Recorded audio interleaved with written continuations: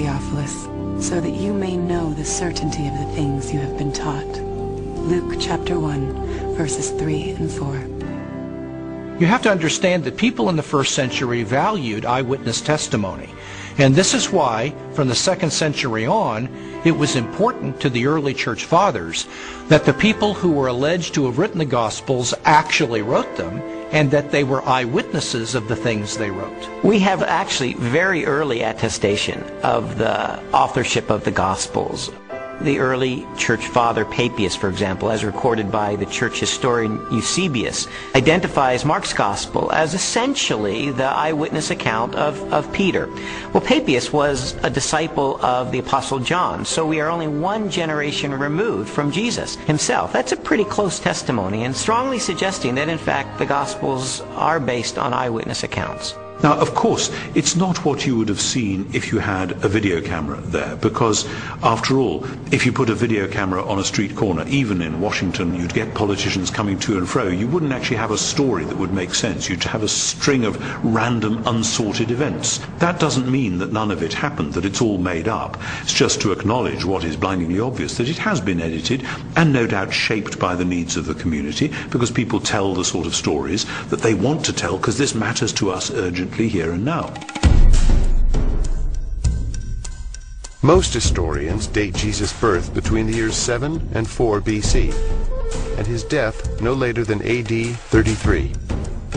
Jesus' public ministry began with the choosing of his disciples and lasted approximately 3 years, culminating in the Passion Week and his trial and death. Scholars generally agree that the Gospel of Mark was written first, sometime between the years 60 and 75 in the 1st century.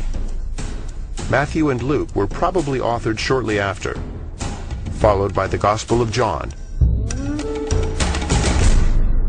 The New Testament Gospels are by far our earliest and most reliable records of Jesus of Nazareth. All of the New Testament Gospels were written in the 1st century. Not only are they remarkably close to the events themselves, but in fact eyewitnesses are still around. If they were passing on untruths, if they were not passing on reliable history, then we would expect eyewitnesses to say, wait a minute, this isn't what happened. But eyewitnesses are around. Eyewitnesses could confirm what they said. All of the gospel writers either were eyewitnesses or interviewed eyewitnesses to gain the information that they gained about Jesus Christ. As I scrutinized the gospel accounts even further, I realized that it was important to find out not just whether or not the information was rooted in direct and indirect eyewitness testimony, but I needed to know, was this information reliably preserved during the time period before it was finally written down? We have to put ourselves into the ancient world without modern media, without even a print-based culture in which the only and the standard way of preserving information was through oral tradition, most of which was memorized. Young rabbis were often forbidden to comment on a passage of Scripture until they had memorized it perfectly.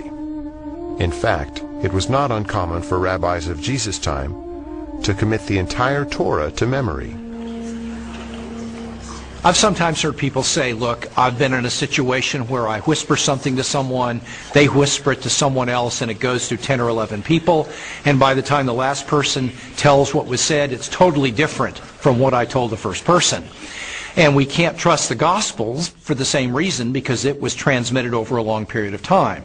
That illustration is really a bad analogy, and you have to understand that the 1st century apostles who passed on information about Jesus were deeply concerned to get this information correct, because they saw it as sacred holy tradition.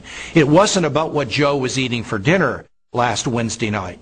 In our day of instant media and everything has to be on film or tape recorded, we are more skeptical of oral tradition, but we don't really understand the nature of oral tradition. Oral tradition is a community event.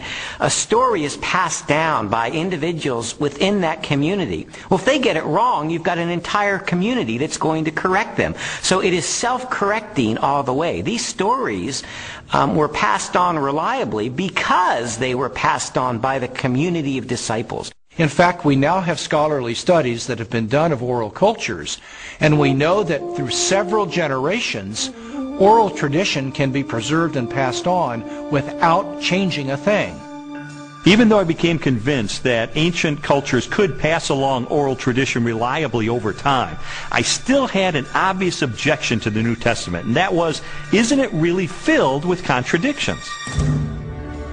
One of the issues people often raise is the question of apparent contradictions between the Synoptic Gospels, where there's a parallel story. For example, Matthew tells the story of 2 blind men being healed, whereas in Mark's account there's only 1 blind man. How can we get this contradiction? The vast majority of these apparent contradictions, however, are quite easily resolved. Mark describes only one of the 2 blind men, the one who is most prominent, obviously, or perhaps even the one who became a disciple of Jesus and became prominent in the later church. So most of these apparent contradictions are quite easily resolved. Had every single account given us exactly the same detail, we might have accused them of some form of collusion, of having gotten together and carefully planned out how they were always going to tell the story with the exact number of details, but then one doesn't have independent testimony at all. It's natural when you have multiple eyewitnesses to the same event. You're going to get different perspectives, and that's okay. You want that. What you're looking for is a core to the testimony that's the same, that's consistent, even though there may be some variation in the incidental details. If you're in a court of law and you have multiple witnesses come in and testify to the exact same thing, the first objection that's brought up is to say collusion. They got together. They orchestrated their testimony, and their credibility is shot. The earliest known copies of the Gospels were written on sheets of papyrus and scrolls made of animal skins. They are among the oldest existing manuscripts of antiquity. The Codex Sinaiticus was authored between AD 330 and 350. It contains almost all of the New Testament and a significant portion of the Old, while the Codex Vaticanus from the same era is a nearly complete Greek copy of the entire Bible. A papyrus fragment from the 18th chapter of John dates to AD 125, less than a single generation after the Gospel was originally written. When I found out that we have no original survivors of the manuscripts of the New Testament, I became very skeptical. Because if all we have are copies of copies of copies of copies of copies, then how do we know that what we possess today bears any resemblance to what the original said? We have better manuscript attestation for the New Testament than any other ancient document. For example, the Bible of the Greeks, Homer's Iliad, is preserved in maybe 600 manuscripts, the oldest of them 1,000 years after the document was actually written. The New Testament, we have something like 5,000 Greek manuscripts. So everyone agrees, whether liberal or conservative, that we have an incredibly reliable New Testament. We have thousands of manuscripts of the New Testament. We also have virtually the entire New Testament preserved in the quotations of the Church Fathers in the first 4 centuries, so that if we had no copies of the New Testament, we could reconstruct the New Testament from quotations from the early Church Fathers. Following the pattern of my investigation, my next step was to determine whether or not there was any evidence outside the New Testament that corroborates what the New Testament tells us. Jesus, of course, wasn't the emperor of the Roman Empire. He wasn't some autocrat that had conquered half of the world, but he did leave an impact in his own environment and created a movement that grew from there. And there is a remarkable amount of documents and corroboration. Josephus refers to him. The Roman historian Tacitus refers to him. Suetonius, the political writer, refers to him. Critics refer to him. And so it's like a stone thrown into a pond. The ripples go out, and everywhere are felt. It's a very impressive record taken as a whole. In AD 93, the Jewish historian Josephus published his work, Antiquities of the Jews. Scholars generally agree that the following text accurately records Josephus' record of Jesus. Now there was about this time Jesus, a wise man, for he was a doer of wonderful works, a teacher of such men as received the truth with pleasure. He drew over to him both many of the Jews and many of the Gentiles. When Pilate, at the suggestion of the principal men amongst us, had condemned him to the cross,